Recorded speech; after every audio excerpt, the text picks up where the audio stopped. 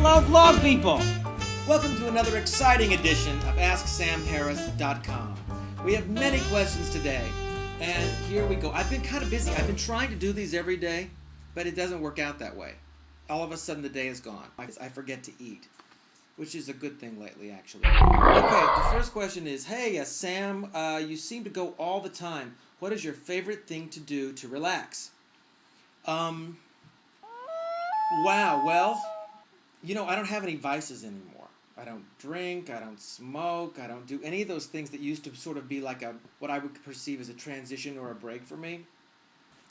So I think my moments of relaxation are reading, hanging with the dogs, just Danny and I doing, watching TV or hanging out on the patio in the garden and just sort of taking it all in. We've been going to the beach lately with friends on the weekends, which I never have done, especially weekends because it's always so crowded, but it's with the kids and the sand and the ocean and stuff, and that's really, really great for my soul. Okay. Oh, and I have a shout out to Megan. Hello, Megan. I got your email response. It didn't warrant me writing back, but I just wanted to say hello. Megan was in a production of Joseph and the Amazing Technicolor Dreamcoat, and she and I hit it off. She was quite spectacular. Okay, what else? Have you ever suffered from depression? And if you have, will you please discuss your experience with it? Yes, I have. In my case, it was completely related to my alcoholism. I can't really separate it. I wouldn't say that I am chemically imbalanced. I made myself chemically imbalanced from drinking way too much. So I didn't have like a clinical depression that was just from like being chemically imbalanced without me bringing that on myself. But I know what it's like to not be able to get out of bed. I know what it's like to not be able to function or do anything and not be able to get out of that funk. And my experience with it, for me it was getting sober, but also my experience with it is often when we're in a depression, in a funk, it's in terms of ourself and the things that we do, whether we're talking about it, going to psychotherapy about it, getting medicine for it, whatever the things that we do when we're trying to be proactive.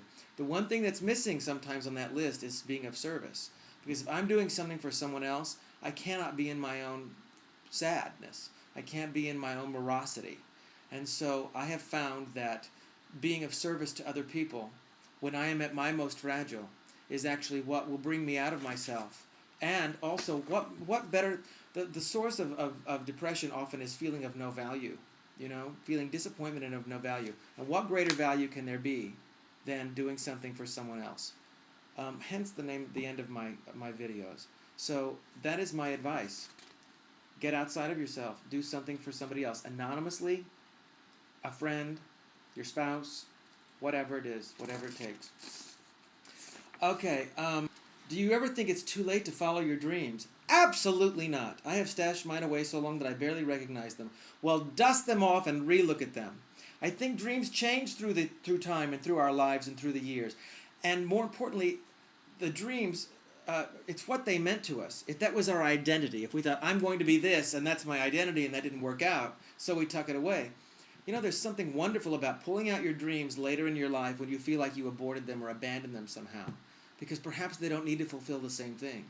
If it's creative, perhaps it's just the act of being creative. You don't have to attach fame or stature or what your idea of success is to it. It can just be for your soul. How about that? What do you think about David Beckham and his first goal? Yay! David Beckham! What a haughty couple they are. I love that they're touring around, they're going to the White House, they're doing the thing, they're like doing the American thing. And Mr. Beckham, he's right out there, Mr. Style, with all of his fancy clothes and his Dolce & Gabbana, Mr. Metrosexual. But I don't know if you've seen lately, there's a few things going around where he hasn't been wearing any Dolce & Gabbana, if you know what I mean.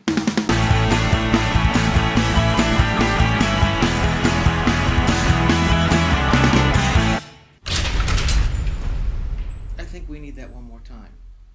I mean, there's other questions to answer. There are other things to investigate. But I think sometimes it's important to focus on what's right in front of you. And I think we need to see that one more time.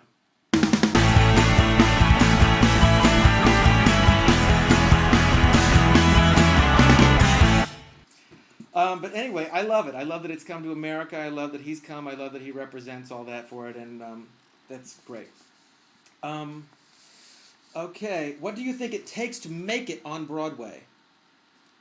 I think it takes tenacity. I think it takes study. I think it takes talent. I think it takes class. I think it takes seeing the world. I think it takes going to movies and reading a newspaper. I think it takes compassion. I think it takes the bravest part of acting is being brave enough to peel the layers so that you allow yourself to be vulnerable to try things on that are not necessarily comfortable. That's what I think it takes.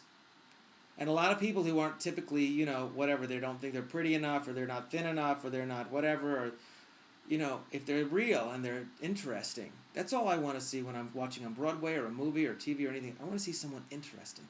I want to see somebody with a secret. Something going on. That's what I think it takes. It takes life, man. It takes life. Did you know that I was in the U of Oregon Ducks marching band when I suggested the band director that we do Badoom Badoom as one of our halftime shows, and we did. It was a huge hit. I never knew that. There's a video. Send it. Put it on here. I want to see that. That's a scream. Okay, what else do I have time for? About Rosie. Do you get upset with how she is portrayed in the media from extra access Hollywood type shows? Do you think it's fair to publicly make fun of someone because of their political views? I love Rosie, and I know you do.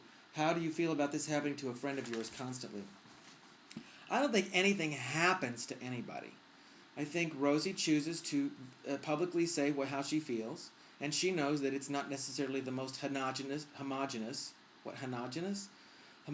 agreeable opinion all the time. That's the chance she takes. And she wants to say that. And she makes change, and she inspires change. But with that come adversity and people who don't agree. So I don't think this happens to Rosie. I think it's terrible when somebody's mean-spirited about something, but I think that she knows exactly what situation she's putting herself in, and when it's tiring for her, she pulls back, and when it's not, she goes in deeper. I don't feel sorry for Rosie O'Donnell on any level. She's a strong, sure, confident woman who knows what she's doing. And so I don't think you should feel sorry for her.